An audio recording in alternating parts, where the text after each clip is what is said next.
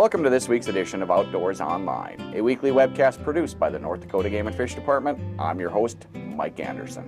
We're going to continue our series of regional fishing previews this week, but first we just want to remind viewers the North Dakota Outdoors is open, and we encourage you to get outside and fish or take a hike in our wide open spaces. And when you do, please practice the recommendations for minimizing the spread of the COVID-19 virus. Avoid areas that are already crowded and keep a minimum of 6 feet between you and others. Fishing season is open year-round in North Dakota, and if you're headed out in the near future, you'll need a new fishing license starting April 1st. If you're looking for a good place to fish, here's this week's previews. My first guest is Todd Kaspers. Todd, you manage Devil's Lake, Stump Lake, Lake Irvine, and the Red River. Let's talk walleyes, abundance, and size structure. On Devil's Lake, our overall numbers are doing pretty well still, but there's lower numbers of probably those kind of prime keeper size fish from say 15 to 20 inches long, and that goes back to lower reproduction from 2013 to 2015. So when there weren't as many, of those little fish produced, several years later there aren't as many of those nicer fish produced. So, but we do have a lot of smaller walleyes right now, say under 14 inches or so. Okay, how about Stump and Lake Irvine? Stump Lake is doing pretty well on walleye too. There's maybe a little bit below average numbers on those 15 to 20 inch fish right now, but the other size ranges that anglers are interested in are doing pretty well. So they should have pretty good luck walleye fishing on Stump Lake, I think. Okay, and Lake Irvine? Irvine is kind of the same thing. Pretty good numbers still, but kind of a little bit below average on, say, the 15 to 25 inch fish, but it's still a pretty good population overall out there on Irvine. Okay, let's talk northern pike. Pike throughout the system are doing pretty well still. Devil's Lake, the numbers are, right around average kind of. They've been kind of trending downward over the last several years since they probably haven't had a real strong hatch for a while now. Irvine, they're pretty abundant up in Irvine, a little bit too abundant for their own good sometimes up there. They tend to be a little skinny. And Stump Lake, they've kind of been trending below average, for a little while now on Stump Lake too. But on Stump Lake, they tend to be a little larger sized northerns on Stump Lake. Okay, and white bass? White bass on Devil's Lake are doing really well right now. They had a really good year class in 2015, and you give those fish several years to grow, and now they're probably a lot of them around that kind of 13-inch range this summer probably. So it's probably kind of a record number of those kind of size of fish right now. So it's a really good time to fish for white bass. Okay, and Stump Lake and Lake Irvine? Stump Lake and Lake Irvine don't have as many white bass. Irvine especially, you don't see too many of them out there. But the ones people do catch are usually pretty good size.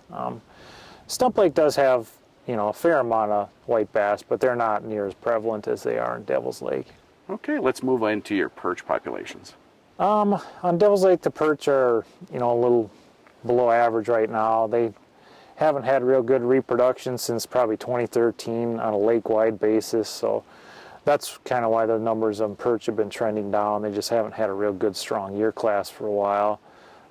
Stump Lake, their numbers are, according to our netting surveys, were a little below average too, but I think this winter they did pretty well on perch, so our netting survey might have missed them a little bit in Stump, I think.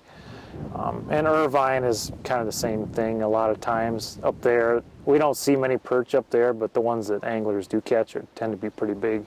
Todd, with the lower perch numbers recently, have you guys thought about stocking perch?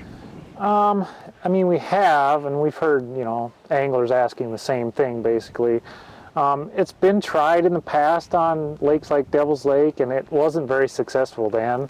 About the only time you really have any success with the stocking those fingerling perch is in new lakes, where there's really no predator base to, eat them, basically. And there's some other reasons. With a walleye, they grow out of the predation faster than a perch, which would, be getting eaten for several years between when they are stocked and when they're going to be, a good enough size for the anglers to be interested in. And when the state did produce the fingerling perch, it was pretty labor intensive, and the timing works out so that you really can't produce walleye fingerlings in that same pond or northern pike fingerlings in that same pond. So you're giving up 2 other species to get the perch. Whereas with northern pike and walleye, you can raise the northern pike and then raise the walleye after that, so you get 2 production cycles in a year, whereas the perch you're really only going to get 1. Todd, you guys had a creel survey last summer and this last winter too. Explain.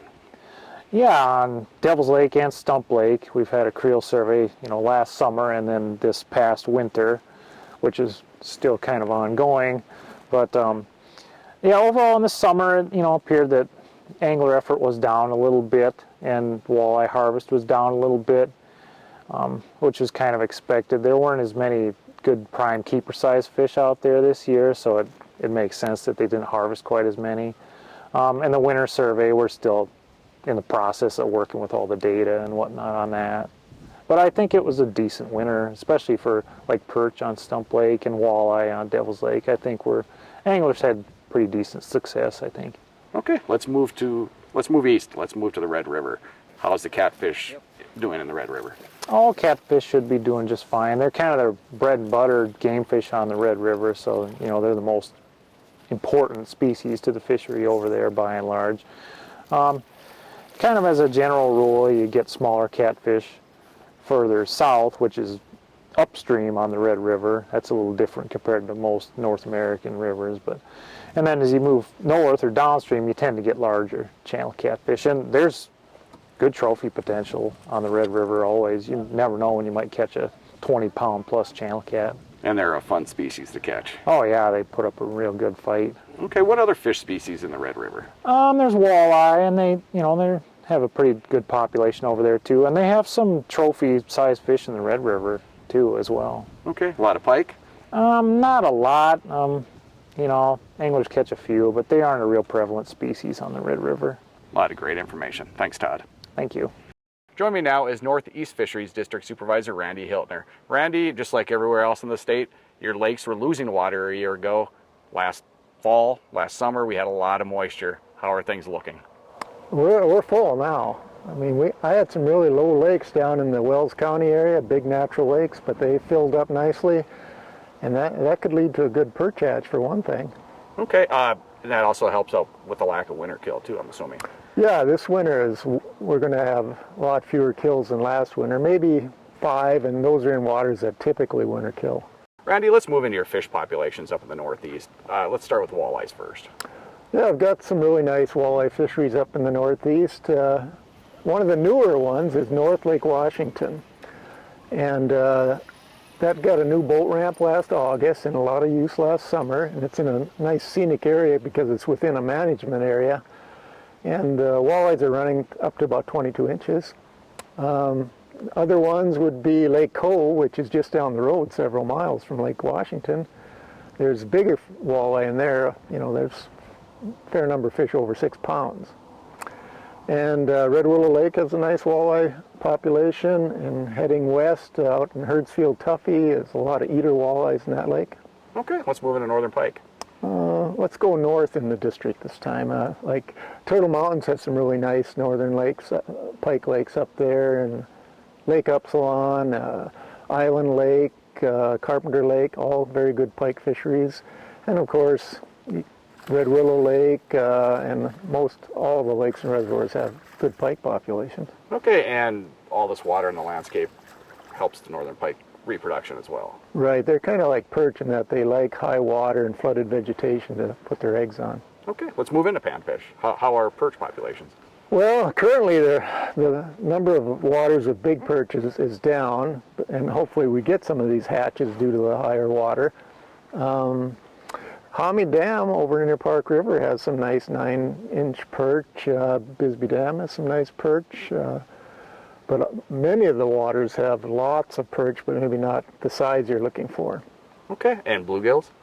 I do have some bluegills. Wood Lake has a good bluegill population, and Red Willow also has bluegills. They may not be jumbos, but there's lots of action.